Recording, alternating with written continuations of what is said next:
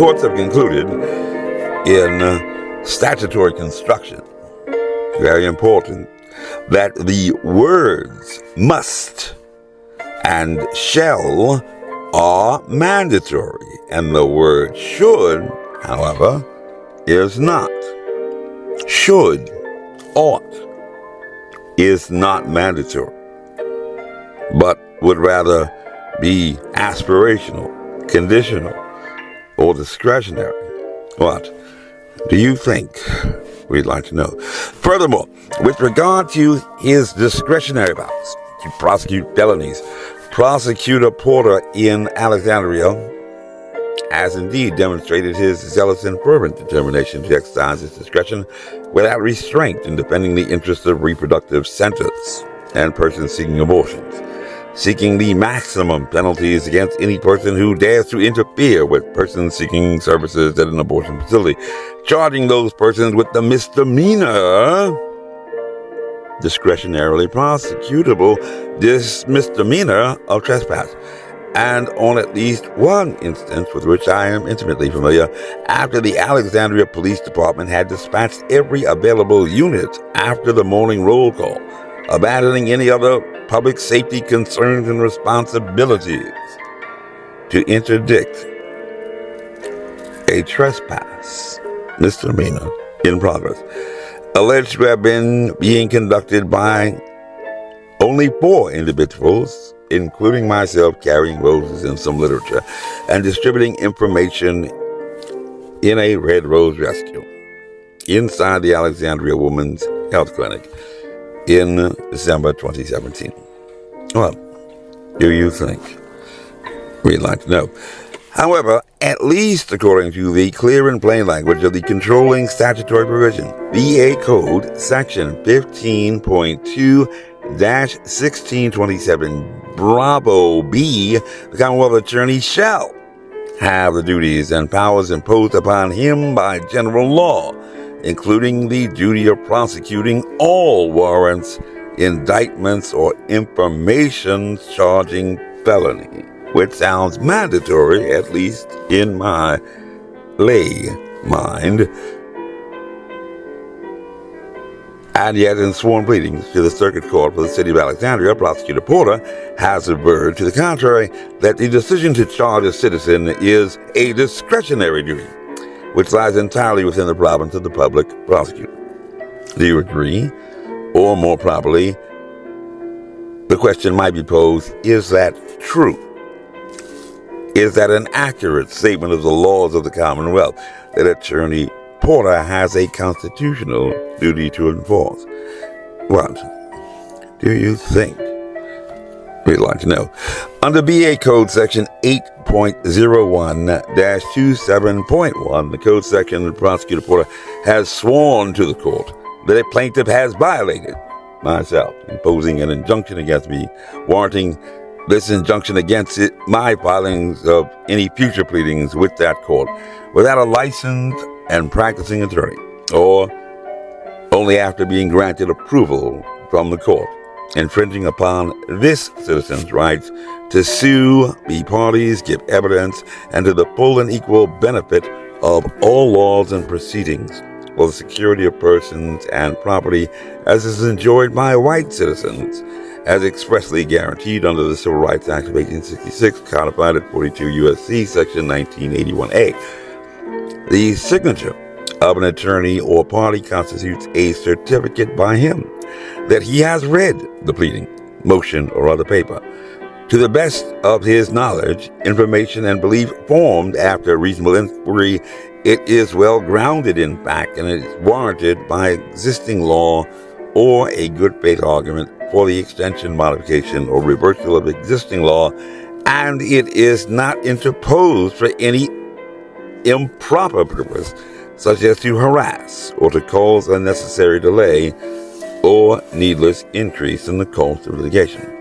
And so as measured by the criteria enumerated for fulfillment of these duties and responsibilities, when Prosecutor Porter has argued to the court that his decision to charge a citizen is a discretionary duty which lies entirely within the province of the public prosecutor, is he able to credibly affirm that he has read his own pleading, motion, or other paper?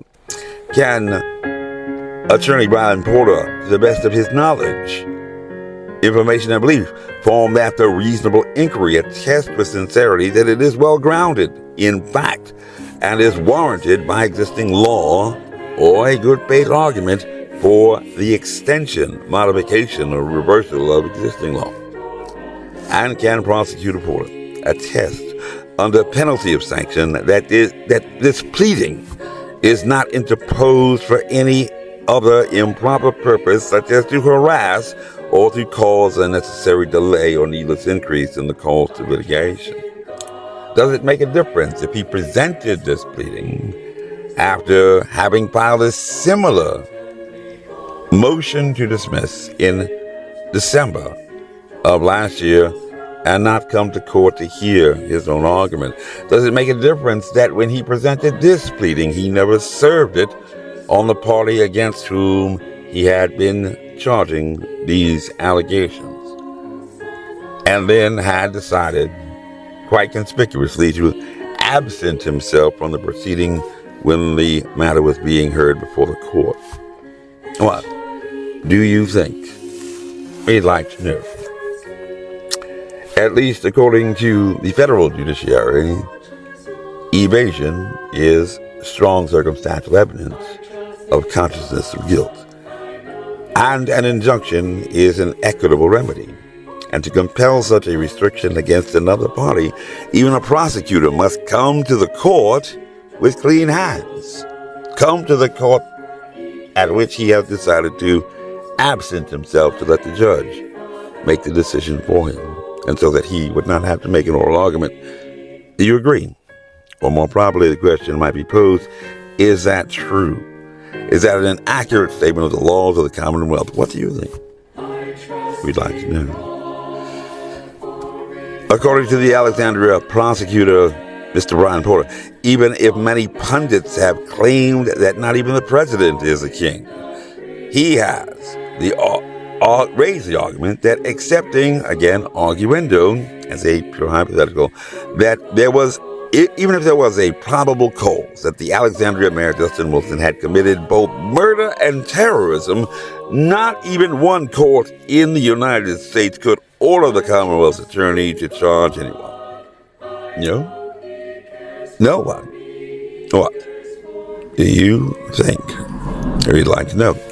During the trial of Adolf Eichmann, a Nazi logistician who had been extradited from Argentina by Israeli Special Operations soldiers after evading the law for 15 years, that court had stated that it is to be pointed out here that even the jurists of the Third Reich did not dare to put on paper, as indeed Bryan Porter has done, that obedience to orders is above all.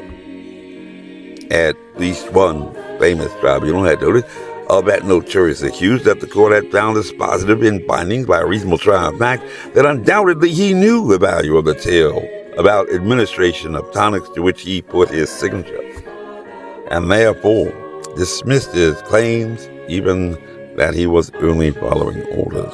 What do you think? What do you think? We'd like to know. My name is Major Mike Webb. By God, I am running the state legislature with liberty, excellence, and honor. Honest.